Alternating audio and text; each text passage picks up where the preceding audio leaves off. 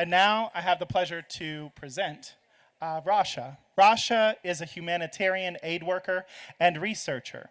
She has worked in over 45 refugee campsites around the world and is currently working on sending aid to Gaza. She is also a member of Missourians for Justice in Palestine. Please bring your hands together for Rasha. Hi, can you all hear me? Yeah! All right, let's get to it. We are gathered here not just to speak. We gather to take a stand against a terrifying reality that is terrorizing not just our country, but our world.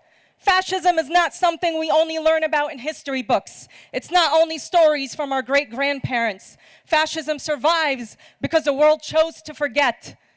And it's thriving once again because we chose to let our guard down. And one of the most blatant signs we ignored these signs is our support of fascism overseas. And the most glaring example of this is our unyielding support of Israel, a violent apartheid state which since its founding in 1948 has existed on the unrelenting oppression of the Palestinian people. Yes. But what does this have to do with what we are seeing here in the US? I'm here to tell you that it has everything to do with it. The US is a staunch ally of Israel, a government that openly embraces ethno-nationalism, supremacist ideologies, and the suppression of basic human rights. Israel, a regime running on villainization of an oppressed people with a legal system built on punishing resistance and labeling human rights groups as terrorists. But let's call it for what it truly is, not a democracy, but domination.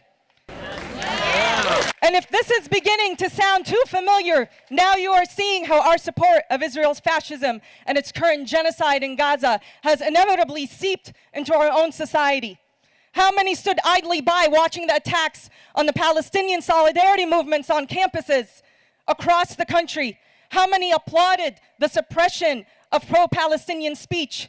How many smirked as students across the country were doxxed, arrested, or deported for speaking out against the Holocaust in Gaza? How many of our politicians signed off on bills criminalizing the criticism of Israel and Zionism? But just as problematic, how many in our society supported it? To intimidate us into silence, we are told the situation there is too complicated for us to understand. But oppression is not complicated. Apartheid is not complicated. Genocide is not complicated. Bombing children, it's not complicated. Colonialism, it's not complicated. And fascism is not complicated.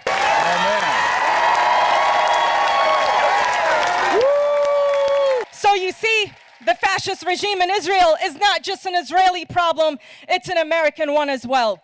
A movement loaded with supremacist ideologies, the silencing of dissent, and the use of state violence as a political tool. But fascism can only be sustained by the politicians who value power over principle, power over humanity, and power over human rights. So let me say, here in the US, we are not heading towards fascism, no, because we are already there at the onset of it. Several days ago, Trump said, and I quote, "We took the freedom of speech away."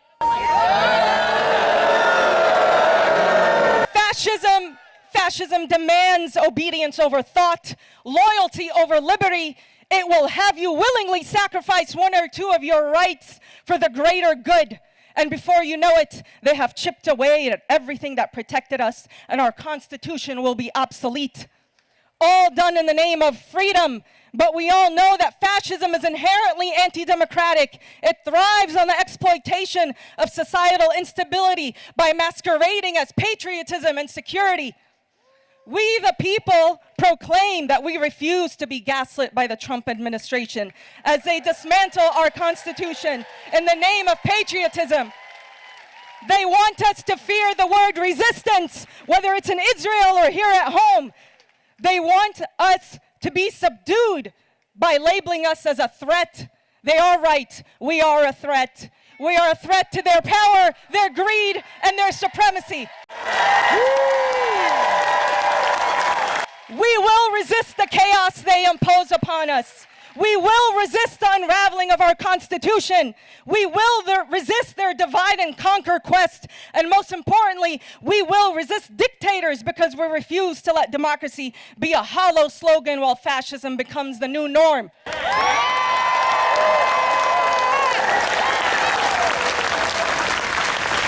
We undoubtedly have a daunting task ahead of us. There will be consequences, big and small. We are all afraid, but courage doesn't mean we lack fear. Being courageous means even with the grip of fear taking hold, we take a stand.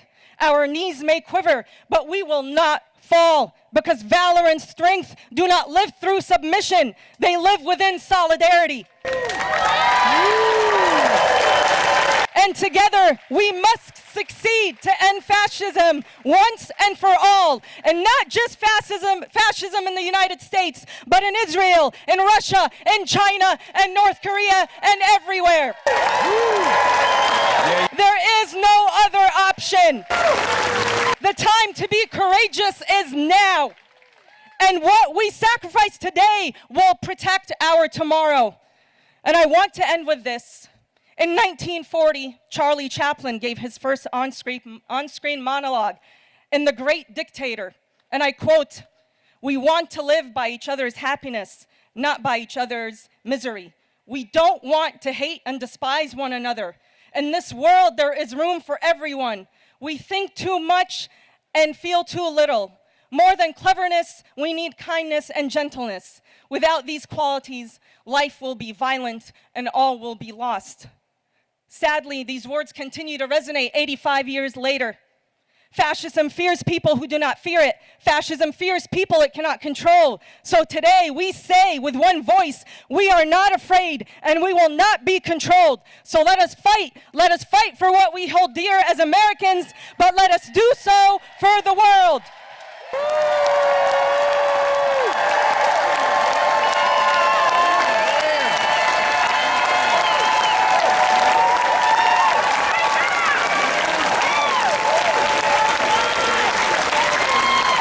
So yes, let us fight for peace and love and for one world indivisible, for liberty and justice for all. Thank you.